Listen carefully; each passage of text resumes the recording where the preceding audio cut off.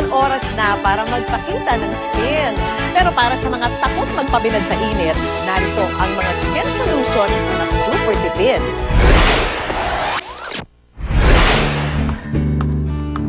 Ngayong summer, panahon na para irampa ang inyong flawless skin.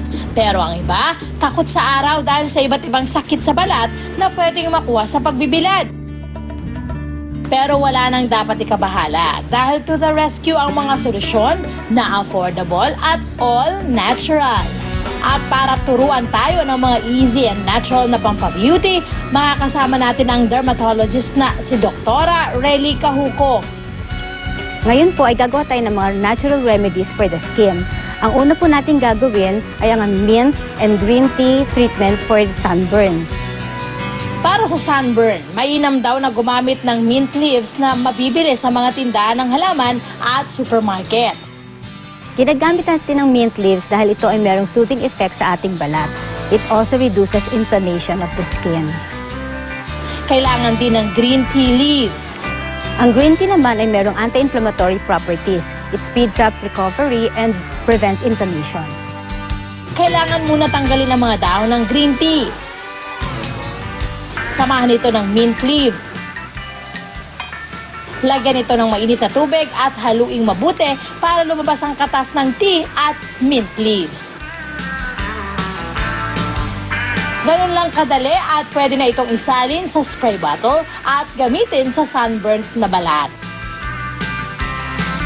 Bukod sa soothing and anti-inflammatory effects ng ating mint and green tea treatment, ang good news pa, 100 pesos lang ang magagastos sa paggawa ng isang bote nito. Murang-mura kumpara sa cream na mabibili sa halagang 800 to 1,000 pesos. Isa pang problema sa balat tuwing mainit ang panahon ay ang bungang araw. Si Mami Lina, madalas daw biktima nito tuwing summer. Hindi ka makatulog, makate. Lalo na pagtulog ka, kamot ka ng kamot. Hindi mo alam, sugat-sugat na yung braso mo. Ang solusyon, ang pinaghalong powers ng cornstarch at cinnamon. Kailangan lang haluing mabuti ang dalawang sangkap. Ang corn flour ay malamig sa balat kaya ito ay merong soothing property. Ang cinnamon naman ay merong antibacterial effect kaya ito ay nag-fight ng infection. Ito na ang instant and natural cure sa salot na bungang araw. Ang prickly heat powder, 100 pesos pataas, kumpara sa DIY powder na ito na 50 pesos lang. Ipinasubok din namin ito kay Mami Lina at ang effect, ramdam niya raw agad. Parang nag-heal siya. Parang nawala yung kate. Para mas ma-enjoy ang summer, dapat laging protektado ang balat. Kaya naman bago lumabas, kailangan munang magpahid ng sunblock. Ngayong summer ay napaka-importante ng sun protection sa balat. Gagawa tayo ngayon ng do-it-yourself sunblock and sunscreen.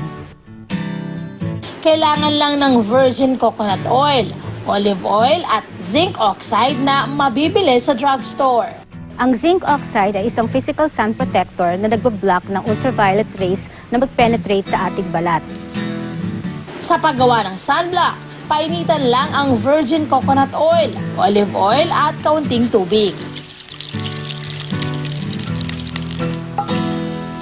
At para mag-combine ng mabuti ang ingredients, kailangan itong i-blender. Magkakaroon ito ng consistency na parang lotion. Idagdag ang isang kutsarang zinc oxide at i-blender ulit. Pwede nang isalin sa lalagyan ang ating homemade sunblock. Ang mamahaling sunblock nasa 500 pesos pataas, pero ang homemade sunblock na ito, 300 pesos lang. Kaya wala nang excuse para pabayaan ang skin ngayong tag-araw. Marami naman sa ating mga girls conscious din pagdating sa ating hair. Dahil nagiging oily ang buhok tuwing summer, mas napapadalas ang paggamit natin ng shampoo.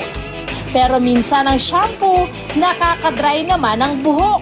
Kaya ang solusyon, dry shampoo na gawa sa cornstarch at alcohol. Ang cornstarch at ang alcohol ay parehong degreaser. Tinatanggal ng degreaser ang mga sobrang sebo or sebum sa ating scalp para hindi ito masyadong oily.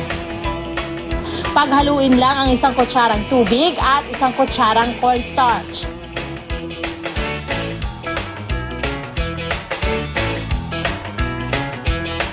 Ihalo ang 1 kutsarang rubbing alcohol at ilipat ang mixture sa spray bottle. I-spray lang ito sa buhok at hayaang matuyo. Kapag nag-evaporate na ang alcohol, may iwan ang cornstarch na siya namang mag-absorb ng excess oil. Sa ating no rinse dry shampoo, 50 pesos lang ang magagastos. Halos kalahati ng halaga ng commercial shampoo na mabibili sa 100 pesos pataas. Para lalo pang maprotektahan ang buhok ngayong summer, aloe vera naman daw ang kailangan. Ang aloe vera ay maganda sa buhok dahil ito ay merong healing property, nakaka-prevent ng dandruff, at merong astringent property din at nakaka-moisturize sa ating buhok. Ipahid lang daw ang katas nito sa buhok para maprotektahan ito sa sikat ng araw. Hindi na rin ito kailangang banlawan.